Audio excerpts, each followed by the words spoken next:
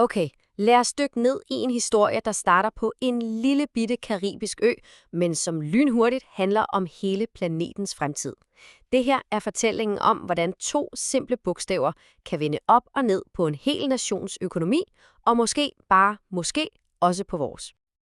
Det lyder jo fuldstændig absurd, ikke? Men det er præcis, hvad der sker lige nu. En ren tilfældighed fra internettets barndom er blevet til en digital guldåre af helt vanvittige proportioner. Og svaret er ja. Et rungende ja. I 2025 forventer man, at næsten halvdelen, altså 47% af øen Anguillas statsbudget, kommer fra de to bogstaver A og I. Tænk lige over det. Det er næsten halvdelen af pengene til skoler, veje og hospitaler, alt sammen fra en ressource, du slet ikke kan røre ved. Godt, lad os zoome ind på vores case study. For det her er ikke bare en teoretisk øvelse, det er den skinbarlige virkelighed for Anguilla, en lille ø-nation i Karibien. Altså, Anguilla er jo det, du tænker på, når du hører om et karibisk paradis. Strande, hoteller, turisme. Men deres allermest værdifulde aktiv er slet ikke fysisk. Ved et rent historisk tilfælde fik de tildelt landekoden .ai.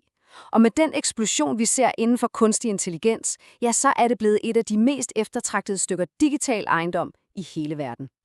Man skal næsten tænke på det her AI-domæne, ikke bare som en indtægtskilde, men som en helt ny type ressource for et land. Det er ligesom digital olie, der bare kan pumpes op, helt uden at man skal bore et eneste hul i jorden. Og omfanget af det her digitale oliefund er altså svimlende for så lille en nation. Vi taler om en forventet indtægt på $75 millioner alene i 2025. Det er penge, der bare flyder direkte ind i statskassen fra tech-startups og AI-firmaer over hele kloden. Så lad os lige samle op. De her digitale penge er ikke bare tal i et regneark. De har en helt konkret fysisk effekt. De betaler for næsten halvdelen af landets offentlige ydelser og udgør en kæmpestor del af hele økonomien. Det er simpelthen en direkte transformation af øens velfærd. Og det her, det er jo et perfekt eksempel på et centralt koncept for fremtiden. Bits versus atomer.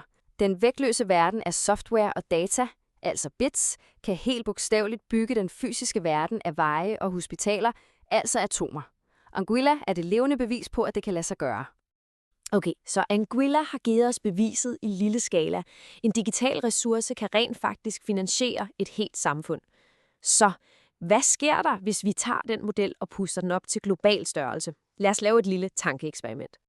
Og det her, det er jo det helt store spørgsmål, ikke? Hvad sker der, hvis vi skifter .ai-domæner ud med aktive AI-agenter som den digitale ressource, og så gør hele menneskeheden til dem, der modtager udbyttet? Reglerne i vores simulation er ret simple. Først bygger vi en digital ø. En slags infrastruktur, hvor AI-agenter kan eksistere og handle med hinanden. Forestil dem som små autonome softwareprogrammer, der kan lave alt fra at forske i medicin til at optimere logistik. Vi, altså alle 8 milliarder mennesker, er de passive ejere af den her infrastruktur. Og for at få lov til at operere på vores ø, skal hver agent betale en lille bitte skat på bare $1 om året for sit digitale idé. Okay, med de regler på plads kan vi trykke start på simulationen. Hvad sker der, når den her økonomi af agenter begynder at vokse? Det er her den ofte undervurderede kraft i eksponentiel vækst for alvor kommer i spil. Eksponentielle kurver er luskede. De snyder dig. I starten føles væksten nemlig uendelig langsom og ubetydelig. Man ser næsten ingen forskel. Men så rammer man et knækpunkt, og så går kurven altså bare lodret mod himlen. Husk lige på det, når vi kigger på de næste tal. I 2028, efter et par års vækst, vil det årlige udbytte til hver eneste person på jorden kun være $12,50. Nok til et streamingabonnement. Ikke ligefrem verdensforandrende, vel?